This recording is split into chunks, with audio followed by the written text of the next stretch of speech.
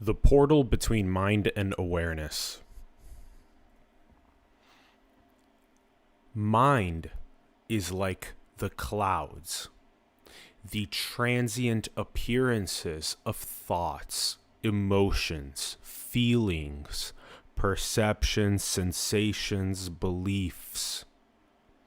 And the sky in which the clouds happen is the awareness.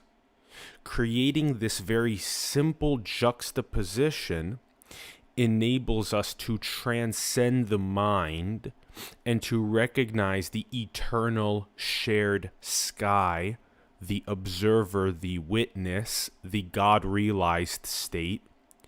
And in doing so, it brings us the peace and happiness of the diamond necklace that is already around our necks. And then we recognize that those clouds are not something for us to get obsessive about. We don't have cravings for clouds. We don't try and avert clouds. They're just simply what appears on the sky of awareness. Once you recognize that clouds appear in the sky of awareness, you gain a sense of eternal peace and happiness. You recognize the transience of the clouds. This is the portal that we talk about. The very simple juxtaposition. And the analogy here that we're using is one that is a common perennial wisdom across the mystic traditions, where you juxtapose the clouds and the sky. Ultimately, this is one, but we create this dualistic juxtaposition as a concession in order to make it easier for people to portal away from the egoic, finite, separate, contracted energy of the mind towards the eternal, the infinite sky, the awareness that is being colored by the experience of these clouds in these creation designs that we dream. And Rupert Spira has been a big influence on us here as well, with, again, a very simple analogy. The pure, bare, empty awareness of the sky is just like these sheets of paper that are pure, bare, and empty, blank. But they are eternally being colored in these creation designs by experience, which in this case is like the words over here. So my awareness can be colored by words, meanwhile your awareness over here can be colored by art. But it's the same witness, the same observer, the same God, the same awareness that is being colored uniquely by, in this case, words, in this case, art. Another very simple analogy is the eye. The eye, you have the pupil. The pupil is the eternal shared awareness. That is God. That's what we share among us, is the pupil, the witness, the observer. While the iris is the unique coloration of each expression of the infinite. We all have the diamond around our necks, each one of us, that's the pupil. But the diamond / the jewel refracts the source light in a unique way. That's the iris. That's why there's the artistic color palette, where each one of us is a unique expression, contributing a unique gift. That's why this unit has a very specific identifiers, and those units out there, the audience's units, have their own unique identifiers. When you shed all of those identifiers, the onion layers, what you get to is you get to the exact same source, the exact same infinitude, the exact same God realization, the exact same pupil, witness, observer. When you add the onion layers of identity, what you get is the unique artistic expression. That's why I run this simulation enlightenment media company as an expression of the infinite. Meanwhile, you might be an engineer. You might be a designer. You might be somebody that loves operations. You might be somebody that's a really good mother or father to your children. You might be someone that's a really good civil engagement citizen. There are all of these different combinations of infinity expressing itself via us into these dreamed creation designs. But in order for you to know your true nature, in order for you to know metaphysical truth, this is the portal. This is it. You portal from the finite, egoic, contracted mind via this very simple juxtaposition to the eternal, shared witness, observer, God. That is our true nature. That's how you portal from the mind to awareness.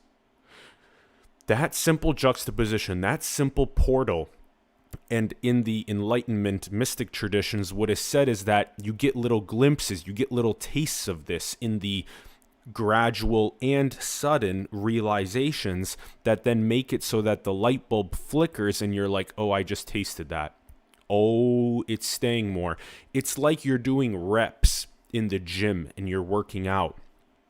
That over time, what happens is that the light bulb stays on because you end up, as is said by Ramana Maharshi, with Atma Vichara. What that means is self-inquiry, which is the over and over and over again going inward to awareness and recognizing awareness is what is shared. It is eternal. It is God. It answers the question, what is I?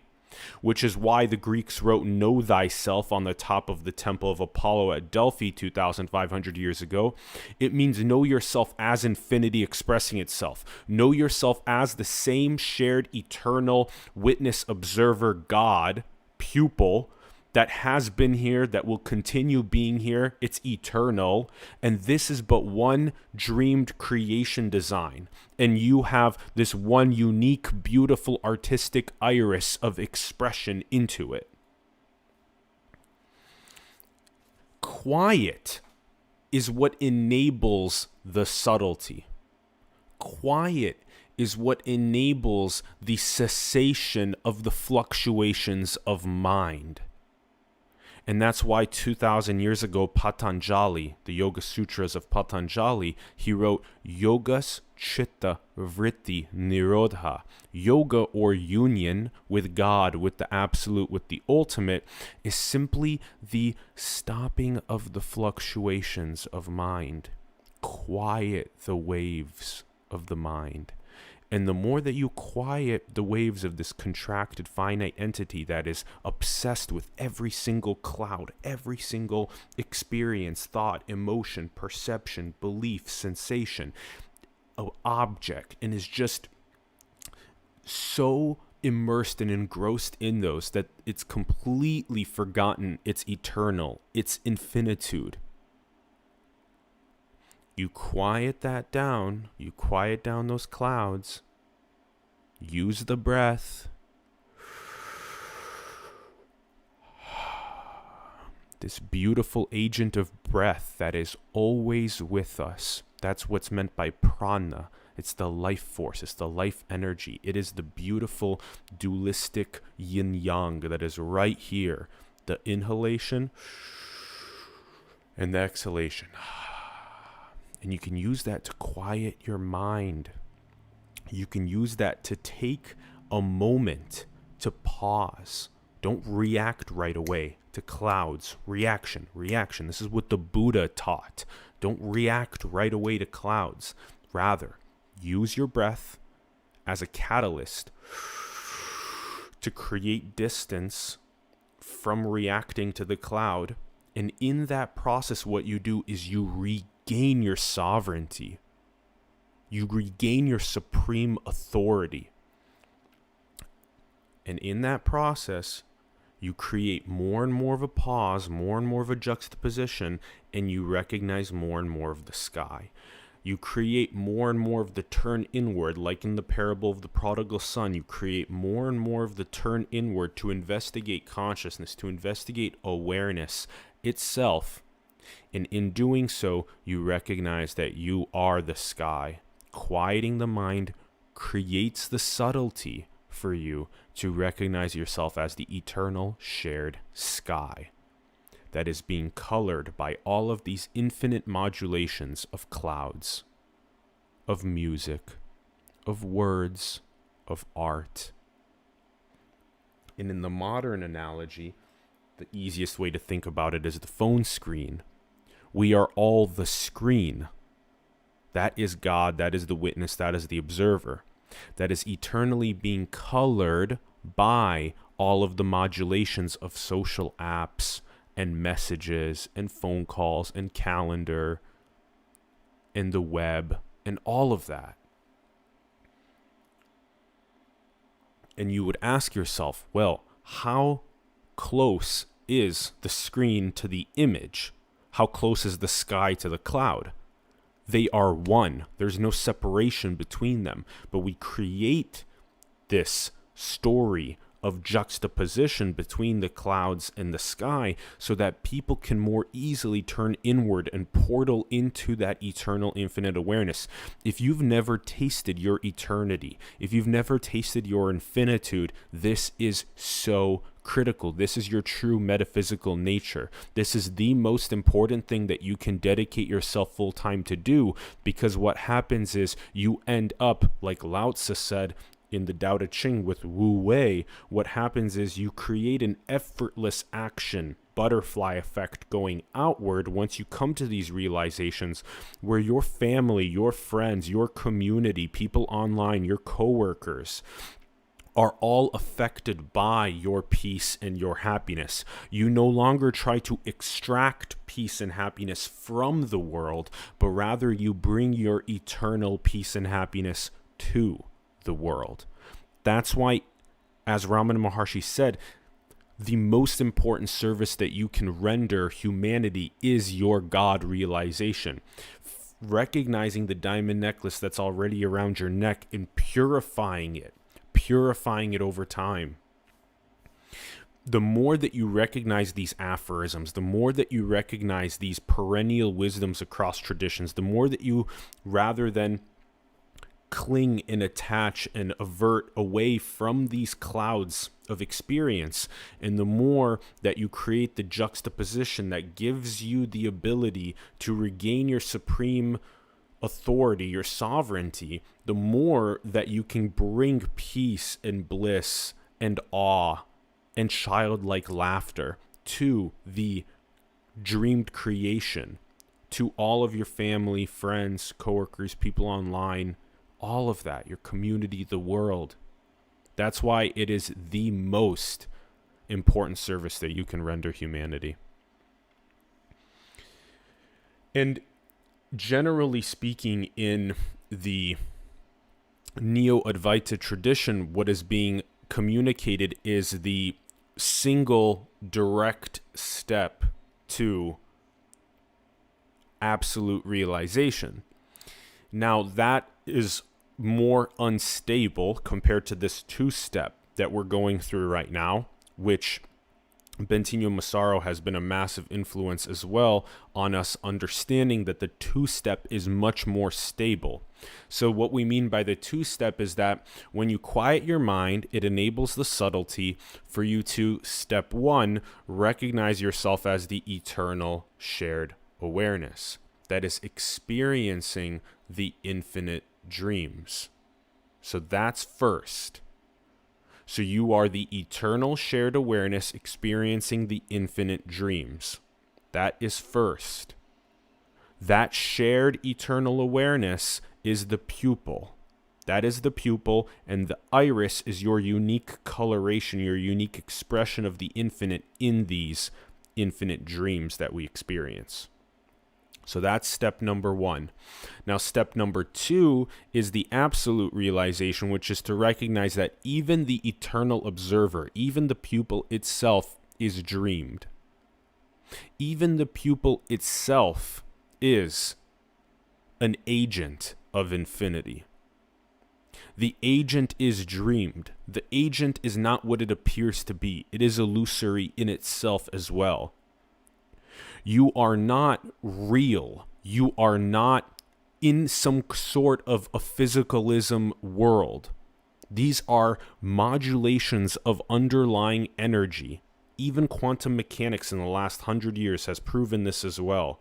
There are infinite amounts of fluctuations of emptiness, of energy, that then give rise to the appearance of form and matter. And this is one of those appearances. So even you as an agent are dreamed, just like the creation design is. That's the absolute realization. That's the second step. And you can tell that if you're an egoic, finite, contracted entity that is solely experiencing clouds, and you try and jump to the absolute realization, that is a lot less stable because you've done less repetitions. It's that simple. To do the repetitions is to recognize yourself as the God-realized state of the eternal shared sky of awareness first, and then to pluck that last thorn of even the awareness out in the absolute realization. And as we mentioned a moment ago, even quantum mechanically speaking, all is infinite energetic modulation, emptiness appearing as this. So simply this is a energetic appearance of emptiness as form and as matter and as these dreamed agents, pupils and irises. So you have this unknowable immediacy. This immediacy. The mysterianism, the unknowability of it is it. It is so beautiful. It's so awe-driving and inspiring. And yet simultaneously, we carry this beautiful, inquisitive process in terms of understanding our true nature as that absolute expressing itself. And like 1,000 years ago, we did not understand the fundamental unit, biologically speaking, of the cell. And we did not understand the code of life until just 1953. So you gain more and more of the recognition of how the emptiness is appearing as form and as matter, as these cells, as this code of life. And what happens is that you gain more and more sovereignty. We gain more and more of a supreme authority over how to maximize our planetary prosperity. And that's so exciting. So it's balancing the mystery with also balancing becoming the most supreme authorities over the dreamed creation design itself. Because we are the investigators of how that emptiness appears as form. And we are the ones that get to become the gods that are tweaking the code of life. We get to be the gods that create the artificial general intelligence, the ones that get to create the virtual realities that are indistinguishable, the Neuralinks, all of these technologies. But we have to bring the highest morality and the highest ethics. And that's a natural process once we hit infinity, once we hit the God-realized state, the eternal shared observer. That is how outward the expression becomes effortless, because I recognize that we all share our being as that infinitude, and we would never commit a malevolence on anybody at that point. So in the non-dual tradition is talked about without a center of experience. So there's no more agent. It becomes centerless. You as an agent have even understood yourself to be dreamed. So now there is just this centerless appearance happening. And so there's the beauty of being able to recognize that non-dual wisdom while also recognizing that, Simultaneously, I am this dreamed agent of the infinite that is expressing itself in this dreamed creation design. And so I'm excited about that process. It's a fun process. I get to be this Atlas unit that is running the simulation enlightenment media company. And you get to be your unique unit that is doing its own unique expression of the infinite into this dreamed creation design. So it's the simultaneity, being able to hold it all across all of these layers at the same time. That's what's known as the non-dual dual individuation. Ultimately, it's the non-duality, and in the dualistic concession is where there's ignorance and there's knowledge, and that's where you get to turn inward towards the diamond necklace already around your neck, away from the egoic, contracted, finite entity, towards eternity, towards infinity, towards God realization. And you get the unique individuation as well. You have to go inward first to go outward right. It's the sure cause of delight. You gotta go inward first to go outward right. It's the sure cause of delight. And so again, the portal is to go beyond mind. Mind is the clouds. If you're stuck in the clouds, you got to quiet your mind. Learn how to use the breath. If you're not able to do what I just did, where you can go from being a little bit more energetic to being less energetic and more peaceful like this, and to slow yourself down, then you have to practice that in order to be able to quiet your mind, to see that the clouds are finite modulations, and that what is eternal is the awareness where the clouds happen, the sky in which the clouds occur. And so you portal beyond the mind by quieting down those clouds into this eternal sky of awareness. That's the critical first portal.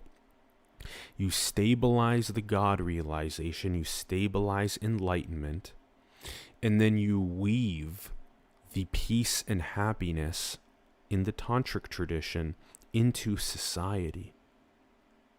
That's what's known as sahaja samadhi, as Ramana Maharshi said, or as Buddha said, the middle way, the middle path, or you can think about it like the Goldilocks zone. Very similar to how planet Earth in its orbit around its star is in the perfect Goldilocks location. So you gain these God-realized states of enlightenment, and then you weave out the peace and happiness into the social fabric. And then in the very last absolute realization, you pluck even the thorn, the last one of awareness itself. You recognize that the awareness is the agent of infinity, and that as you pluck even the last thorn of awareness out, that's where the absolute realization is. And so that's why it's important to follow a two-step process where you portal from the mind to awareness that is eternal, shared, and then you go to the next second step of the absolute realization, where you pluck even the witness, the observer that is eternal and shared, out as the last thorn.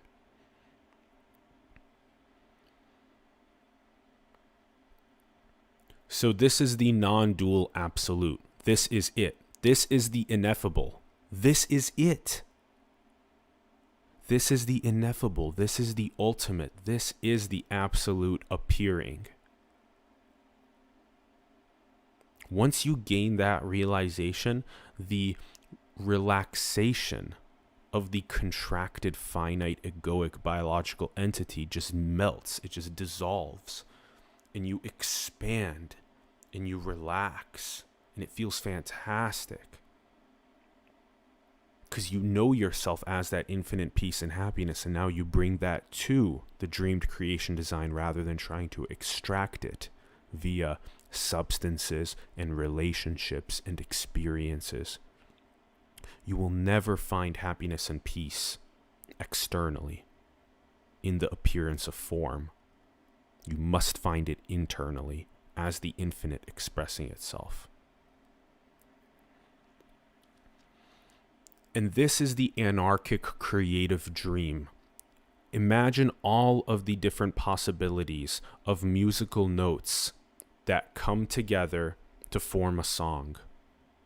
This is but one of the anarchic creative coming together of musical notes to create a song of a dreamed creation design.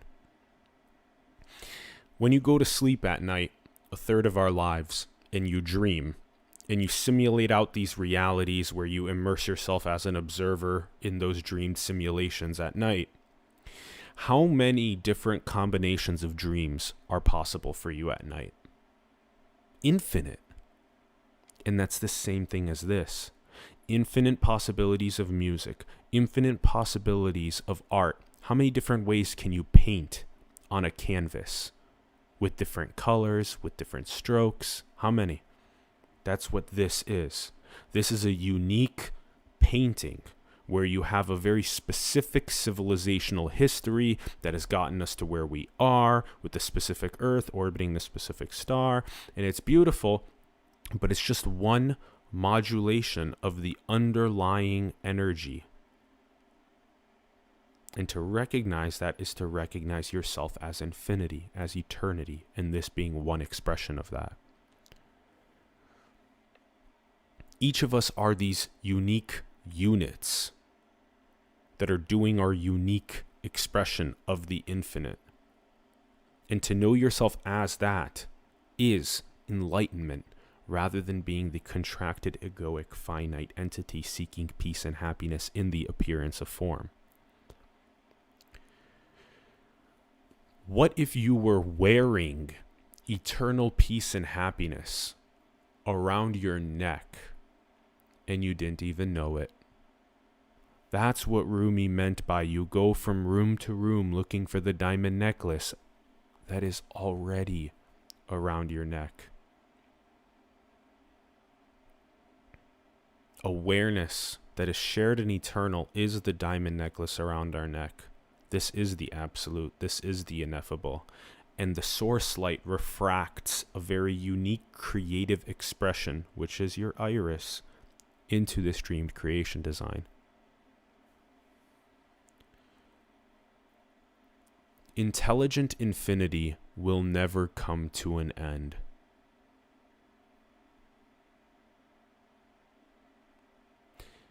Infinity expressing itself will never cease exploration.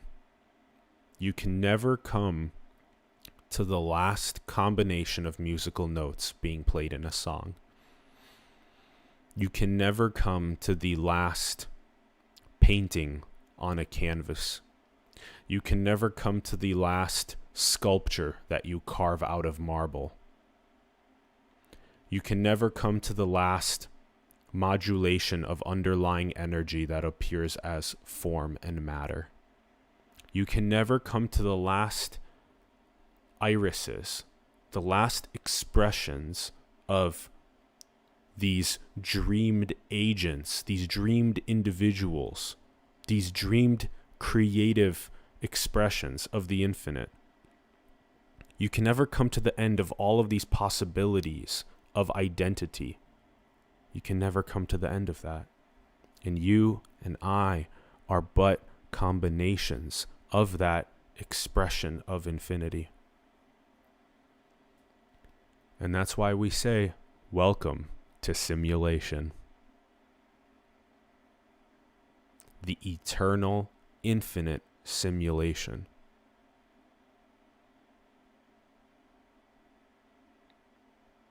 Know yourself as that, and weave the peace and happiness that comes from that knowledge, being a Gnostic being, into society.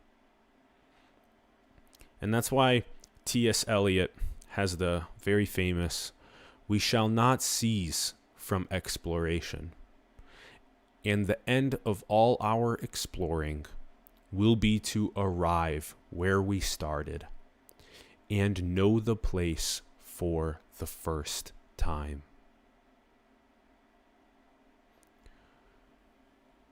We will never end our exploration. We will never end infinity expressing itself. And as we turn inward and recognize our own infinitude, we recognize for the first time, over and over and over again, our own true nature. That's why it's called Leela in Sanskrit. It's the divine play, the cosmic play that is infinite, it's eternal. We are sent out as agents of infinity, just to be able to turn back in a game of hide and seek. Outward in the hide, inward with the seek, and boom, over and over and over again, we realize the one infinite creator. And then we effortlessly express ourselves with the highest morality outward in architecting the maximal planetary prosperity in this dreamed creation design. So that's the portal between mind and awareness. Again, quiet the mind and gain the subtlety to be able to recognize that the clouds appear in the eternal shared sky. That's the pupil. And then to recognize that even that God-realized state of the infinite eternal shared observer witness is a dreamed agent of the absolute. And when you pluck out even that last thorn, that is the absolute realization. And so it's all about subtlety. It's all about recognizing that there is this portal, that this portal is a real thing between the incessant fluctuations of mind, of the egoic contracted finite energy of the entity of the egoic consciousness. And as it portals into the infinite eternal shared awareness, that it relaxes, it expands, that contracted energy dissolves, and you feel the eternal bliss and peace, and then you bring that peace and happiness to society effortlessly. Your friends, your families, coworkers, people online, the community, the world. And again, that's why the greatest service you can render humanity is to God realize. Recognize yourself as the eternal shared awareness that you already wear as the diamond around your neck. Recognize it and express yourself as that source light refracts through the uniqueness of that jewel most harmonically outward in architecting maximal planetary prosperity. Adore you. Thank you so much for tuning in. If the video brought you value, like the video. If you haven't yet subscribed to the channel, please also leave a comment below with how you feel. Would love to hear from you. Share the video with people you know this would make a profound positive impact on, please.